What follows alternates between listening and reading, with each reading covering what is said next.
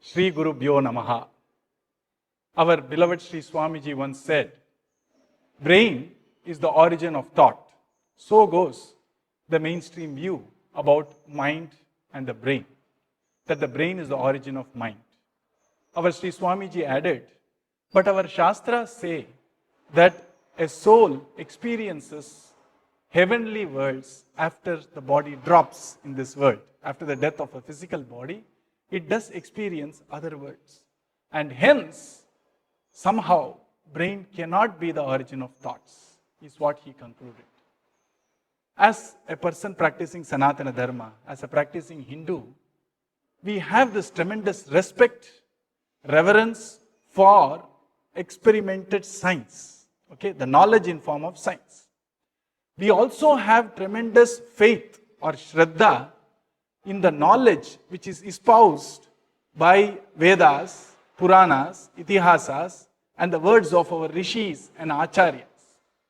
Now, fortunately, we Hindus are living in a time where we are able to clearly see that one may not be in contra with other.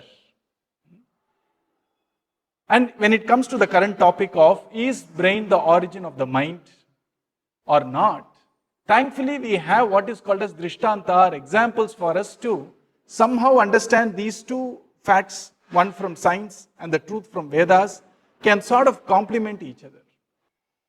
We have some electronic devices. I remember a few years back, we used to have a small little device which plays music called iPod, okay? And it can play 1,000 songs, you see.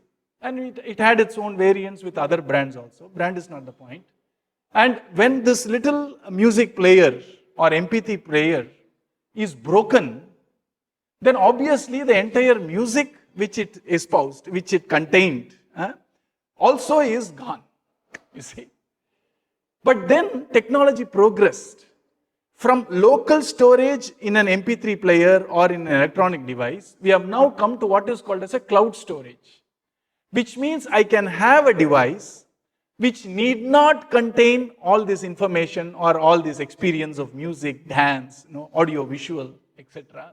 Locally, it can merely connect to something which we call cloud storage. There are many cloud storages. The medium which I am addressing you is also a cloud storage. And all the device needs to do is somehow connect with that cloud storage. And for that it needs a little protocol, it needs to have a password. The moment it is connected, we are now experiencing through this local device something which is not contained entirely into this storage device. We are now looking at something which is there in the cloud. If this electronic device breaks, we can still find another device which can connect to the same cloud storage, various platforms we have, like YouTube. And if I know the right way to put a password and connect to the right channel, I can still continue experiencing the music and the audio visual where I left in the earlier electronic device. So obviously, do I need the electronic device to experience it here in the physical plane? Yes. Does the experience stop? Maybe not. So let's stop the example there. If you expand the example, it may not fully cover what our Shastras say.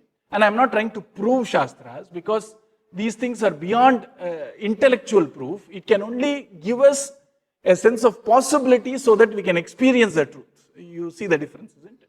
All these examples are not proofs.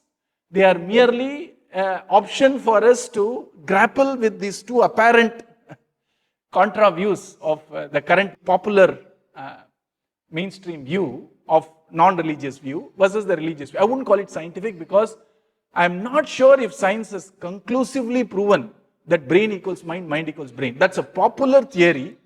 And the beauty with science is it holds on to a theory and it's very open until it is debunked by something which is a greater theory. And so right now the popular theory is brain is mind, mind is brain. But then our Shastras say brain is merely a receptor or maybe it is a temporary storage of the mind. And the mind can continue even after this physical brain is non-living. So brain need not be the origin of thoughts in entirety. Brain could be something which helps us to connect with something which is not physical. And brain can be a medium for us to experience this various thoughts and mind and all this stuff.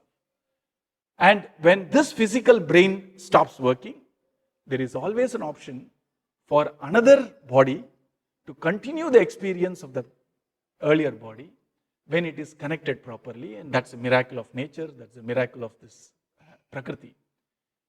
And so, I think, using the example of an electronic device which actually connects with a cloud storage to give this experience of audio and visual, and it holds that cloud storage for a small while, no doubt about it.